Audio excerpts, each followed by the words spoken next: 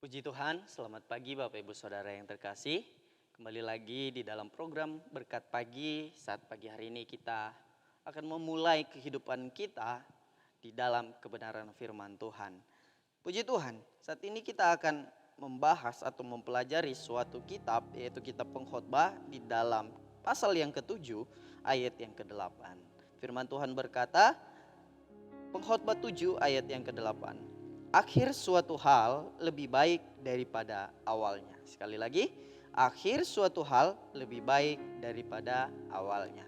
Puji Tuhan, Bapak Ibu Saudara yang terkasih di dalam Tuhan. Kalau kita boleh mempelajari di kitab Pengkhotbah ini adalah suatu kitab yang mengajarkan, bahkan yang mencatat segala sesuatu itu adalah sia-sia. Kalau kita boleh melihat di pasal 1, itu perikop pertama yang kita akan temui itu berbicara tentang segala sesuatu sia-sia. Bahkan yang terus perikop selanjutnya itu juga berbicara tentang pengajaran hikmat adalah sia-sia, hikmat dan kebodohan adalah hal yang sia-sia. Bahkan seterusnya bahkan ada kita temui kata sia-sia. Jadi Bapak Ibu Saudara yang terkasih, bukan berarti ketika kita mendengarkan kebenaran firman Tuhan atau ketika kita membaca kitab Pengkhotbah itu semua yang kita baca adalah sia-sia. No, bukan. Tetapi kitab Pengkhotbah dibuat bahkan ditulis itu semua adalah seturut kehendak dan maunya Tuhan melalui penulis yang ada. Dan kalau kita boleh melihat, kitab Pengkhotbah juga akan membawa kita kepada bagaimana kita harus memilih jalan hidup yang benar-benar sesuai dengan kebenaran firman Tuhan, atau bagaimana kita harus hidup dengan berjalan tidak dengan sia-sia, Bapak Ibu Saudara. Jadi firman Tuhan berkata, akhir suatu hal lebih baik daripada awalnya.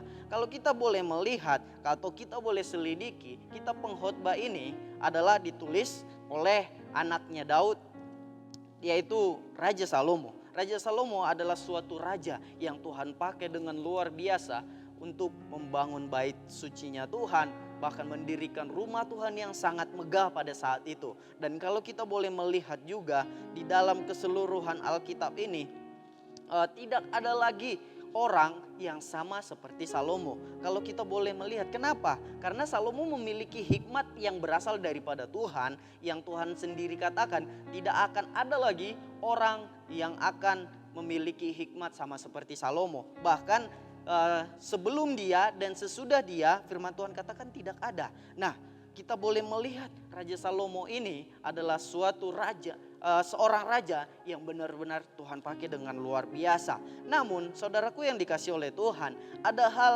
yang sangat tidak sesuai dengan apa yang dia catat di dalam Alkitab ini, yaitu tidak sesuai dengan kehidupan Raja Salomo ini. Saudara, kalau kita boleh melihat di tokoh-tokoh Alkitab, banyak orang atau banyak tokoh Alkitab yang memulai kehidupannya itu dengan baik, namun saat mengakhiri kehidupannya adalah suatu hal yang sia-sia. Kalau kita boleh melihat contoh yang pertama, yaitu Raja Salomo ini. Raja Salomo sama seperti yang saya katakan tadi, dia adalah seorang raja yang dipakai Tuhan dengan luar biasa.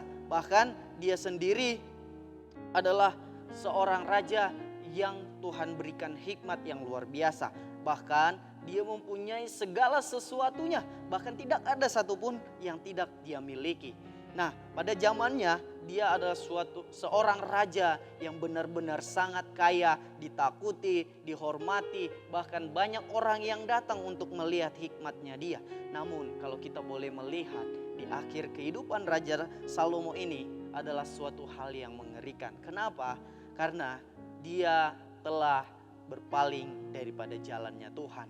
Nah, Bapak Ibu Saudaraku yang terkasih, bahkan banyak lagi. Kalau kita boleh melihat istrinya Lot, mereka awalnya hidup dengan penuh kasih karunia Tuhan. Namun ketika dia disuruh Tuhan untuk pergi dari suatu tempat, yaitu Sodom, nah di situ Tuhan bilang pergilah dan jangan pernah melihat ke belakang.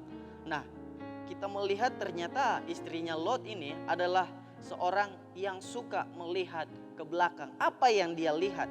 kalau kita boleh pelajari, yang dia lihat adalah berbicara tentang hal-hal duniawi, yaitu harta kekayaan, bahkan segala kepunyaan dia, bahkan yang dia miliki ada di kota Sodom itu. Sedangkan Tuhan menyuruh dia menyuruh mereka pergi tanpa membawa apa-apa. Nah, hal yang baik jangan diakhiri dengan hal yang tidak baik. Amin. Puji Tuhan. Kalau kita boleh melihat di ayat yang ke-8 ini mengajarkan bagaimana cara kita harus hidup, Bapak Ibu Saudara. Bagaimana kita harus terus melakukan yang baik ketika kita mungkin dulunya adalah seorang yang baik. Untuk hari-hari kita juga harus terus melakukan hal tersebut. Amin. Karena akhir suatu hal itulah yang menentukan kita bagaimana kita harus hidup. Karena firman Tuhan berbicara di dalam perjanjian baru, atau Rasul Paulus berkatakan, aku telah mengakhiri pertandingan iman dengan baik. Artinya ketika dia telah dipanggil Tuhan, dia sudah memiliki tempat di sorga, yaitu tempat yang damai, yang tidak ada tangisan atau sedih atau bahkan hal-hal yang menyakitkan lagi. Nah, kalau kita boleh melihat juga, hidup kita ini sama seperti sebuah pertandingan, saudara. Karena untuk melakukan suatu pertandingan, kita harus memulai segala sesuatunya dengan baik.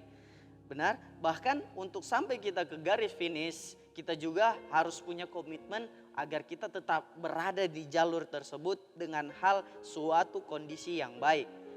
Benar? Bahkan kalau kita untuk sampai ke garis finish, kita juga banyak akan melewati tantangan, rintangan yang mungkin akan mengacaukan fokus kita atau menggagalkan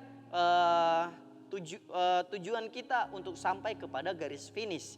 Nah, saya percaya kita semua memiliki tujuan atau akhir pertandingan yang baik, atau tujuan kita adalah sorga. Jadi untuk kita bisa sampai pada tujuan kita harus memulainya dengan yang baik, bahkan sampai terakhir, bahkan mengakhirinya juga dengan hal yang baik. Karena firman Tuhan berkata, akhir adalah suatu hal yang baik daripada awalnya. Kalau kita boleh melihat kisah Salomo tadi, percuma dong dia memiliki segala sesuatunya, tapi kalau di akhirnya dia jauh daripada Tuhan, bahkan hidupnya sudah menyembah berhala, bahkan Tuhan sudah tidak senang lagi kepada dia.